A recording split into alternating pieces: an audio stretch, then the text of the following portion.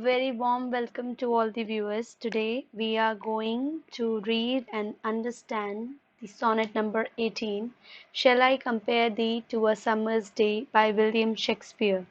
William Shakespeare is also known as the greatest writer in English language, and he was born in Stratford upon Avon in United Kingdom, and he died at the same place.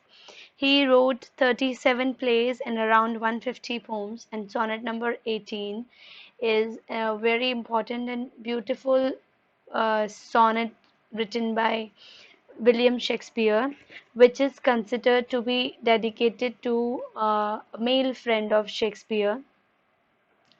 Uh, let's read the sonnet once and then we'll uh, try to explain it one by one. Shall I compare thee to a summer's day? Thou art more lovely and more temperate. Rough winds do shake the darling buds of May, and summer's lease hath all too short a date. Sometime too hot the eye of heaven shines, and often is his gold complexion dimmed, and every fair from fair sometime declines, by chance or nature's changing course untrimmed. But thy eternal summer shall not fade, nor lose possession of that fair thou owest. Nor shall death brag thou wanderest in his shade, when in eternal lines to time thou growest. So long as men can breathe or eyes can see, so long lives this, and this gives life to thee. Shall I compare thee to a summer's day? Is the first line of this sonnet and is often used as the title of this sonnet. So, shall I compare thee to a summer's day with a question mark is basically a rhetorical question for both the speaker and the listener. And the poet is asking his beloved whether he should compare him to a summer's day, because a summer's day in England is very considered very beautiful, and it is very relaxing because in England it is after a long winter, a time of summer, a summer day or the season of summer is very relaxing for people. Thou art more lovely and more temperate. But he says that even if summer is very beautiful and very relaxing, but you seem more lovely and more temperate than summer. That you seem to me that you are more beautiful and more temperate and patient than the summer. Then further, the poet says, rough winds do shake the darling buds of May.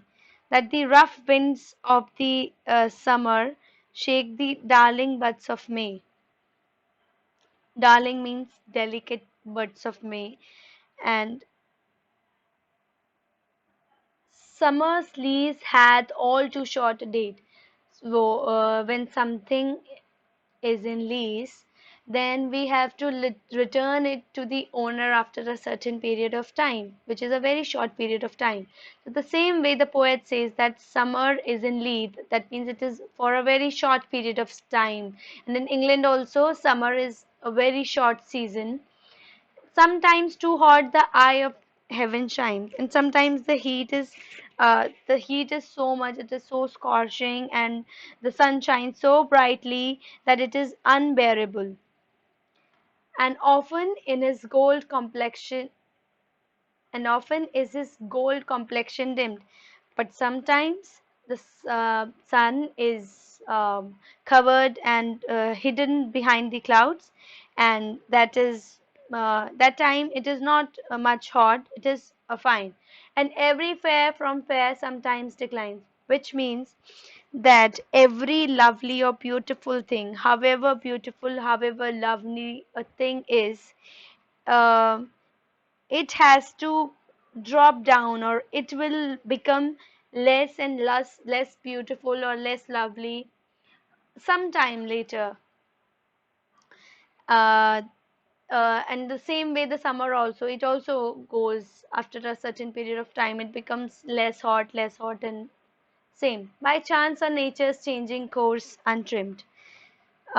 So then the poet says that nature has to change, and we all know that it is the rule of the nature to change. But thy eternal summer shall not fade. So later the poet says that, but you, my beloved, your eternal summer, your beauty, the your eternal summer, your youth, it will never fade nor lose possession of that fair thou owest, and you will never lose the possession of your beauty and yourself. You will never lose yourself and your beauty. Nor shall death brag thou wanderest in a shade, and death will never, it can never bring you under its shadow.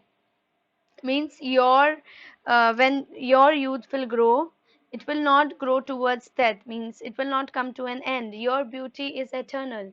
When in eternal lines to time thou growest, whenever time will pass, your beauty, unlike anything other, unlike the rule of nature, it will not fade, but it will grow more and more, so long as men can breathe or eyes can see. So um, uh, till men can breathe, there will be men breathing, and there will be eyes that can see.